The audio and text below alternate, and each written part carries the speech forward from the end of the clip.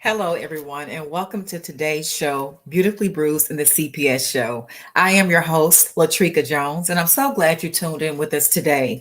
It's so much that I just want to share that I do believe that when I was going through my CPS encounter, it's something that even from that point of what was going on with the CPS case up until this day, and I want to say, my God, it's about 5 or 6, 7 years later, and this still, I can tell, left a bad taste in my son's mouth about some of the things that he experienced with CPS. And I just want to, I think that's important to share, because sometimes people be like, okay, well, they're with their foster mom, or they're in good hands, or I don't have to worry about them, or whatever the case may be. I just want you to know that sometimes that it can have a more lasting effect on your children than what the eyes can see.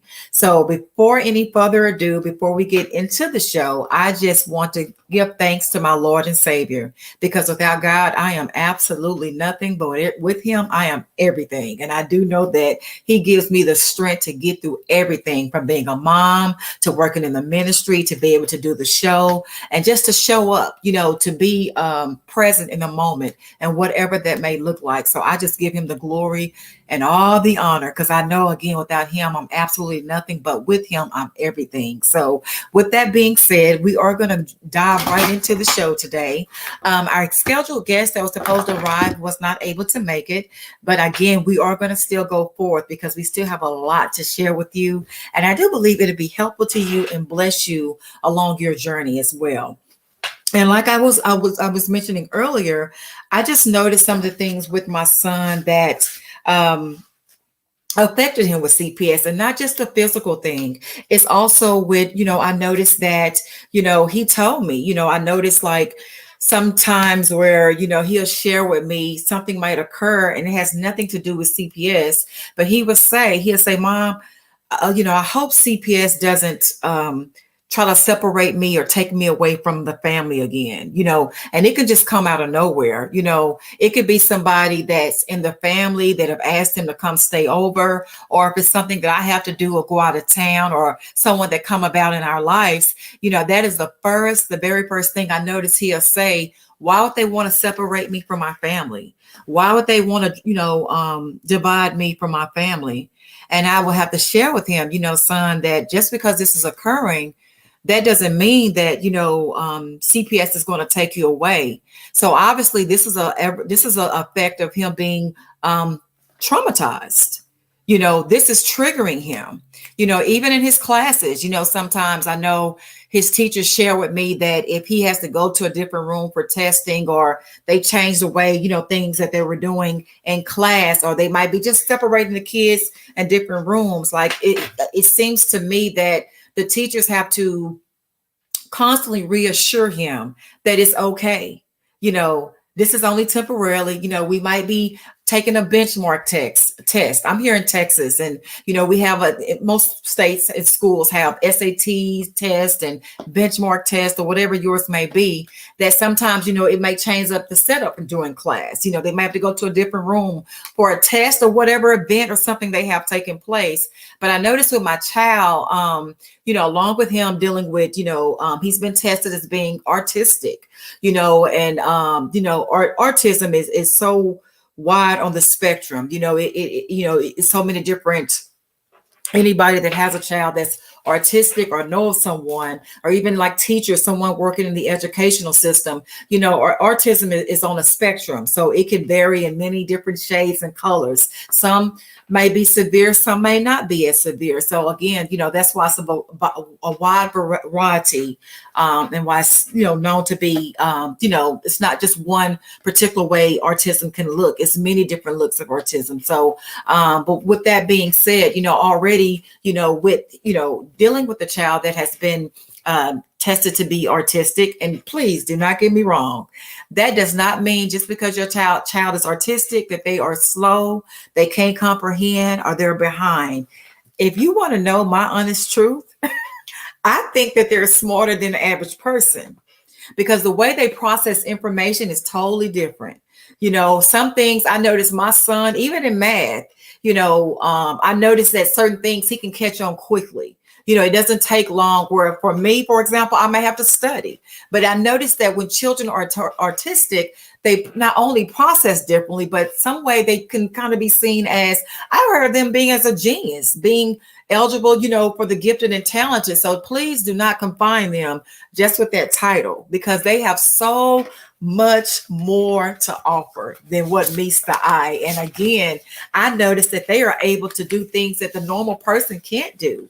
So I can see them being seen as geniuses, or being considered the gifted and talented, because they process differently, but they think differently, and it might be greater in some areas if you really think about it. But again, due to they normally process differently, like my son, sometimes it's certain ways you have to interact and deal with them. And like I said, with my son now, after CPS, thank God, years ago, but you can still see some of the effects of it. Like I say, if something changes in our house, because they're normally easily triggered, whether it's due to sensories or colors or smells or whatever the case may be, it completely changes how they do things and see things. So like I say, just after that experience with CPS, I know even if it's nothing dealing with CPS, he is still quick to come to me and say, I don't want CPS to take me away. I don't want to be separated or divided, with my family. So I would have to always come back and, interact with him and say, no one is taking you away from me. You're home, you're safe. I love you, and I'm going to do whatever I take, like I did back then, to make sure you're back home. Guess what? Now I thank God for knowledge and wisdom, because I know even more, thank God, because I survived CPS. I survived. I went through that. And again, not only did I learn what the system is like, I learned now what it takes to endure what they take you through. You sometimes you might not know something until you're walking through that thing. Somebody can tell you something all day long, but until you personally experience that for yourself, it's a whole new, excuse me, it's a whole new set of eyes, that you have, and hopefully when you know better, you'll do better. So I do believe, again, transparency transforms. Here I am today. If hope, unfortunately, you don't have to encounter CPS, but if you are, since I've been doing this show, I've had people to call me who you would never expect, that if not them, their family has been involved in a CPS case, and they tell me, Trika, I don't know what to do. I want to help, but I don't know how to help. I don't know if I should even get involved. And of course, since I've been through it before, and if they have asked them to be say, for example, if their child was removed and they need a parent to step in, they'll tell me, I don't know what to do. And my advice, you would rather, if you can, and pray for if you see that you can't do it, do everything within your power to get that child. Because I would not strongly recommend no child to have to go into their foster care system. And please don't get me wrong. I am not saying that all foster parents are bad, because they're not. I personally know some people that have been foster parents, and I do believe they have been good foster parents, but that is not always the case. It does seem like to me, and again, it would take attorney Vince, a wise legal counsel who fights CPS and knows CPS laws, that will give you more information about how that works. But just from my personal experience, I am not an attorney. I'm only sharing my story with you because I have been a victim to CPS for nearly a year, really longer than that. And with that being said, through my personal experience, I was able to learn and gain knowledge of who CPS is and some of the tricks and games and plots and schemes and operations that they work under. Okay. So, like I'm saying, I told this person who I think highly of, I would have never thought she was dealing with a CPS case. This is someone that's highly intelligent, that have raised her kids, that have now retired and still helping out, and I thank God for this platform, because again, back in the day, I would have never shared my story. You feel shame. You feel embarrassed. You don't want people to know. But I do believe God had taken me through my story to be able to help others. But my book I've written, Beautifully Bruised, Crushed for Christ. What that means, the book title means, it doesn't mean that marks are beautiful. Absolutely not. The title Beautifully Bruised means that God was able to trust me to take me through a corrupt, dark system that literally tried to crush me in two. I lost everything I had, from my house to my degree to my assets, and most importantly, my son during that transition. But even through all that, when everything is taken away from you, everything you love, you care about, and you still get up and move on with your life, and you still praise God when you feel empty, lost, and confused. God told me, if you trust me, what the devil meant for evil, I assure you that I will turn it for the good. And even through that, it was amazing how I even had my church to say, hey, come out and speak to these ladies that need someone to encourage them. And I said to myself, how in the world am I going to encourage somebody else when I need somebody to encourage me right now? But you know what? Through those tests, through those times, that's when your character is developed. It is. It's when your character is developed. Even though you might feel weak and you feel hurt and you feel like, my God, why so much pain? Why am I going through this? But God will use that pain that you're experiencing and turn it into power. Look at me today. I never would thought I would be here in front of you today saying, hey, don't give up on your children. What better way to share with you my story other than a person that has been in the same shoes you've been in, that you've walked in? I've not only been in it, but I overcame it. And so much so, God told me, write a book about what you've been through. And I'm like, no, I'm not. Because I don't want nobody to know that. Not that. But I felt in my spirit, God said, yeah, but that's what I'm going to use. Because that's what I want people to read. That's what I want people to look to and listen to when they in their darkest moments and those darkest nights when, you've been through your hearings, you met with your caseworkers, you went on your visitations, taken your drug test. I have never done drugs in my entire life.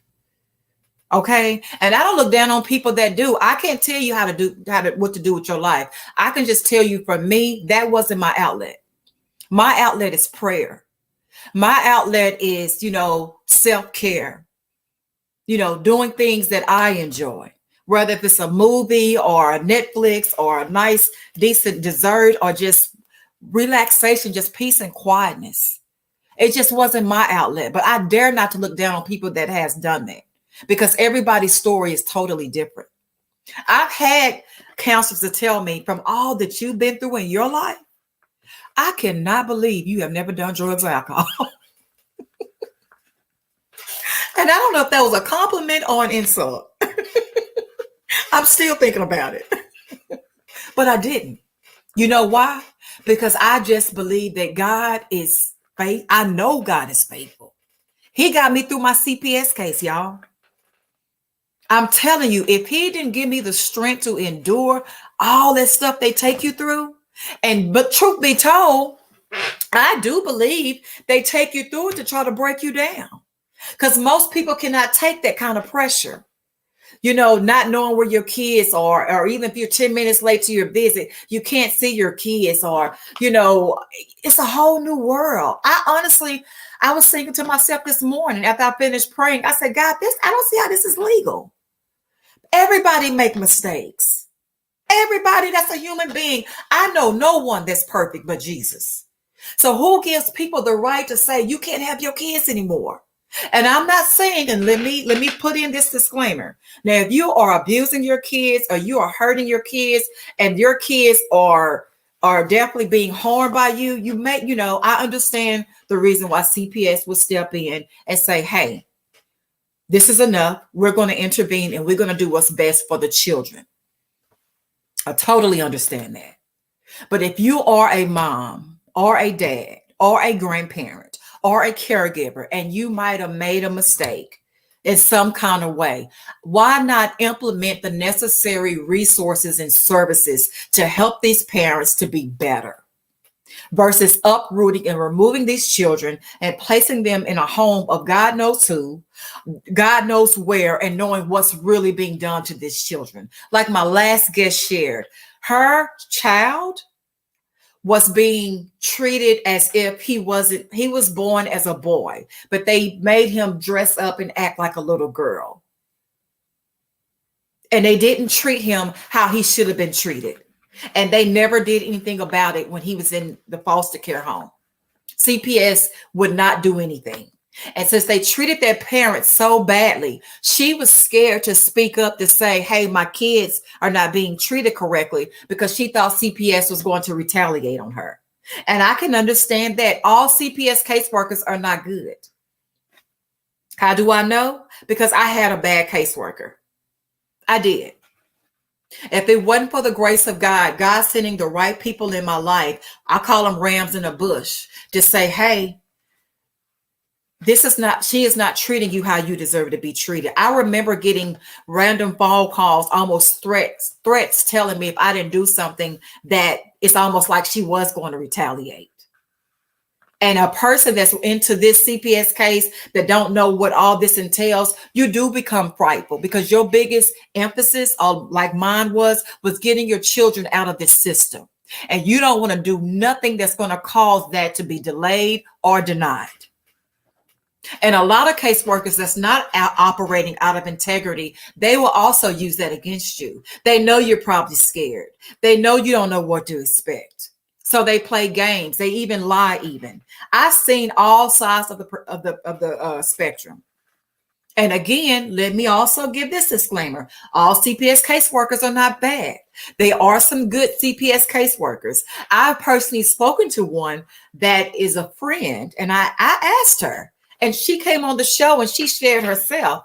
I say, how could you do a job that hurts families,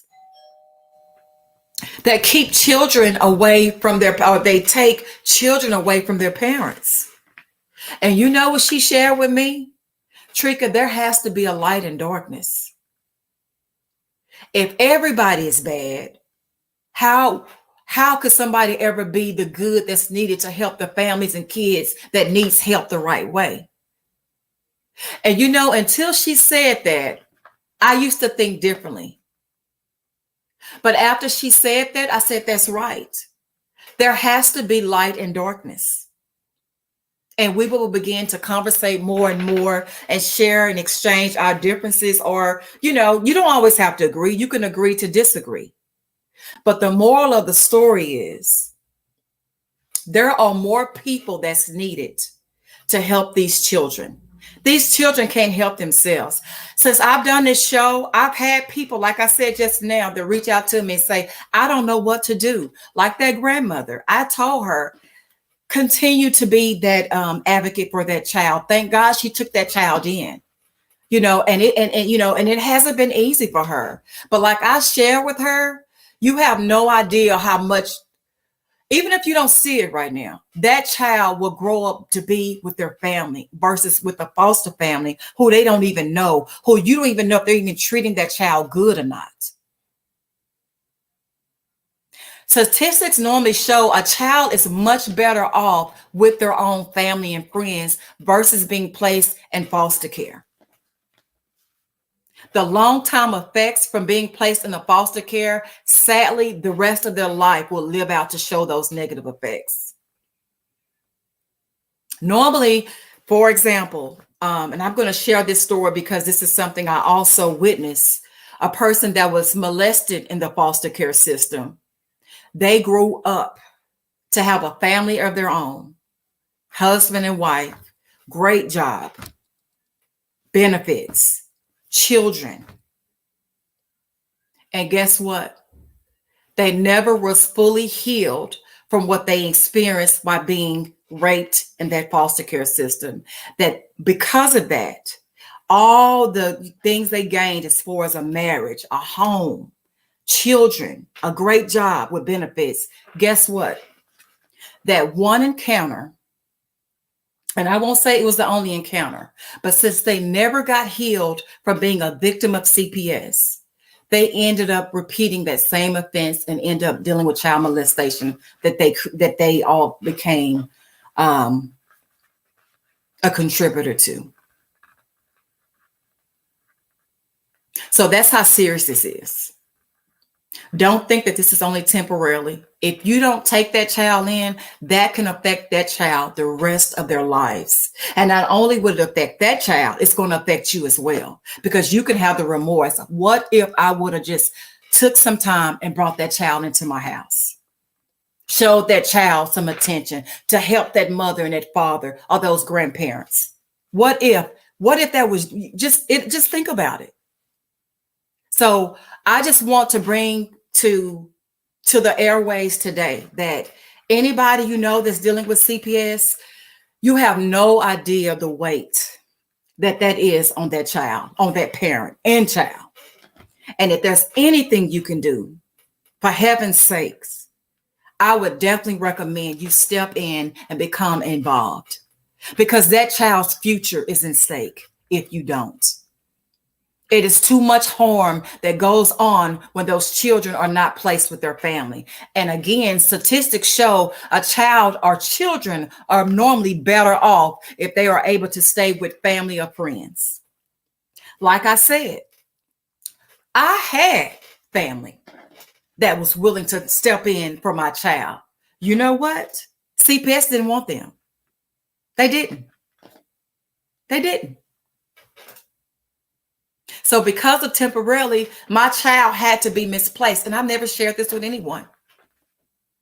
And just imagine a parent that is forced to go through something like this, and you have family that's there to support you, and you know that your children will be in a good place with, and CPS still won't put them in that with that family. And from my understanding, if you have family there that's willing to help you with the children, they pass the test, the background checks, they're supposed to place those children with that family. That's not always the case. So that's why it's important that you speak up. I didn't stop. When I seen what was happening, I would go up to that CPS location. I would speak to the supervisors. I didn't stop. I didn't quit. I didn't give up until why? Because I wanted my child back home where he belongs, and that's where he's at to this day. Speak up when it comes to your children. Do not be a victim of someone just, mishandling you because they feel they have so much power over you that you won't say anything. Your children is your legacy. Your children, our children, the children are the future. And what we do matters. These are your children. And you have every right as their biological mother, as their grandparents, or whatever the case may be, you speaking up for your children. They need us. Sometimes we are their only mouth and hands and feet when they're in these systems. And I'm telling you, I have heard stories that has broken my heart in two. That's why I care so much about coming on here and sharing my true story. I do believe if enough stories are heard, that prayerfully one day, someone in these laws, in these Congress, in this government, whomever in these higher positions will say, you know what? Enough is enough. We need to make sure that integrity is in place, that CPS are following these laws. They are doing what they're supposed to do. These foster families, when these children are having to be brought in these homes, that they are doing what they're supposed to do. And if not, there will be consequences in place. We have to hold these people that is not doing right in CPS, in the government, in these foster homes, and whoever else is affiliated. If they're not doing their job, they need to be held accountable. Period. I have so much passion because it's personal for me. I know what I see, and you can't unsee what you've seen. I don't care how bad, how hard you try. Even to this day, nearly 7 years later, My child will say, if the least little thing come about, I don't want to be separated from my family. I don't want to be, taken away from my family again. I don't want CPS to come back in my life again. Nearly 7 years later, he can't forget the ants that was biting him in the bed and the dark shadows he would see behind the door at night. He can't unhear that. You can't unexperience what you've been through. You can hopefully just learn from it and prayerfully not ever repeat that same situation again. So again, I just want to come on here today to encourage you to not give up on your children. Anyone that is in your family that's watching, that maybe you're not personally going through a CPS case, but you know someone that is, that just got a new investigation or, a new case, and, you want to help, but you don't know quite how to help. I've had family on, my uncle and his wife, to share with you. Patricia gave us some great advice. Help. Because this could be the trajectory that affects the rest of your grandchildren's life by you not helping. So why not do something now? Why put off something now that you can do that can actually change your child or not only your kids, but your grandkids for the better? See, they don't know all they're going to go through. But the people in this story that have been through it, we do. Our kids do. And we're a living testimony that CPS is not what you want. You want to avoid it at all costs. That's why I say, if you don't have an attorney, a good attorney, get someone like Attorney Vince. If you can't get Attorney Vince, find someone that knows CPS laws, that's aggressive, that want to fight for you and your children and reuniting you and your family back together, you and your kids back together. Because at the end of the day, that's what this is all about. Like I shared before, that same caseworker who wasn't a good caseworker, she told me, won't you go on with your life? You don't have any more kids now.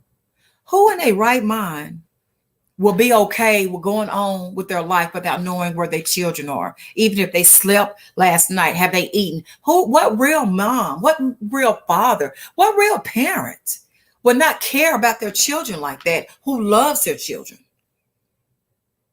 So that's what I'm saying. From that experience, it showed me that they want you to give up. But don't fall into their traps. Keep going. Go to your services. Do your drug test. Like I said, I've never done drugs, in my entire life. I did every drug test, y'all. Why? Because if I've never done drugs, I don't have nothing to hide. Anything is going to prove you wrong even more. Now, again, if your attorney's telling you don't take the drug test, don't take the drug test. That's why I tell you to seek wise counsel, because they are legally accredited to know how to handle your case prayerfully. If you have someone like Attorney Vince, or attorney who knows CPS laws, do your homework, do your research, call, talk, ask around. This is a serious matter. Like I heard Attorney Vince tell someone on his show, this lawsuit is probably one of the biggest lawsuits you will ever have in your entire life. Why? Because it's going to determine if you're going to keep your kids or not. So that is one of the largest, if not the Lord, I want to say it is. This is your family. These are your children. And you should do whatever it takes, following legal counsel recommendations and what they are advising you to do. This is serious, y'all. I wouldn't be on here, talking to you if it wasn't. Again, what got me through was my faith in God, me having an aggressive attorney that knows CPS laws, and me willing to get me out the way, because this is not about you anymore. This is about getting your children back. My attorney told me, I never will forget. She say, Trika, this is not about you or your kids. And at the time, I didn't understand, like, why would you say that? Because we're the one that's dealing with this right now. She say, if this is so far bigger than what you can ever expect, It's not just that. You're dealing with politics, you're dealing with money, you're dealing with power. Three large giants is what you're dealing with now. So that's why a lot of times when you know that you're doing everything you know to do and things are still not working or not progressing, or the case is being extended out, or you're not able to get the visits, or your caseworker's not returning your phone call, trust me, this is a world that's way bigger. You're dealing with stuff that's way bigger than your eyes can see. I see why that attorney refers CPS as a black hole, because it's a black hole. It really is, because there's so many things that it entails that you can't even see. So I never gave my caseworker not one reason to say, oh, well, she's not doing her visits. Oh, she never passed her drug test. Oh, she's not, whatever the plans are that they have for you to do, the services, the classes, or whatever they have for you to do. She could not ever say that. She could have never said that because it wasn't true. I'm not giving nobody that already has something against me. I'm not giving them something that's credible that they could really have against me. I'm not playing into their hands. I'm not. I wouldn't. So I just want to come on here today to hopefully encourage you and to inspire you to keep going. Don't put a period where there should be a comma.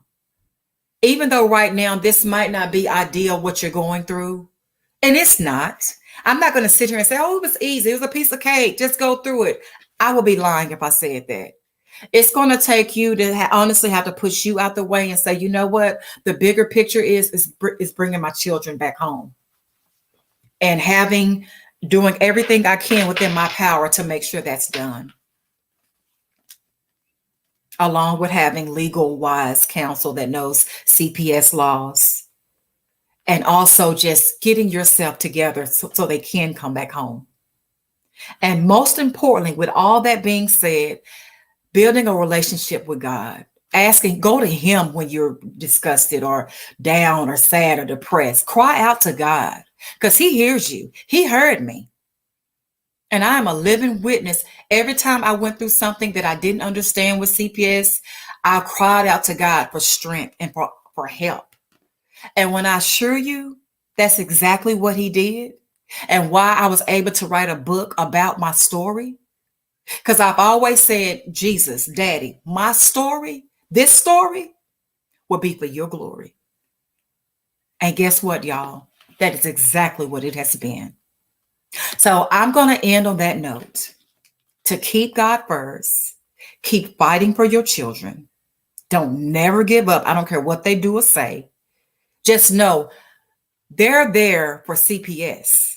You're there to get your kids back. Just remember that. And get legal wise counsel that knows CPS laws. And do self-care for you. Strengthen yourself as you're going through this journey. Tough times may not last always, but guess what? Tough people do. So stay encouraged. Don't give up. Any grandparents, any family members or friends that can take on these children while these families are getting a CPS situation going, getting things resolved, take those babies in if you can. You don't want them in that foster care system. That is not what you want. It would be a lifelong, everlasting effect that you don't want to gamble your grandchildren or your children or whomever your friends' children with. Don't do it. If you could take those kids in, bring them in. They'll be better off. Statistics shows that. Children are better with their family and friends, just like you would be. So again, I am your host, Latrika Jones. I hope this is some helpful information for you. Keep God first, and you have a blessed, great weekend.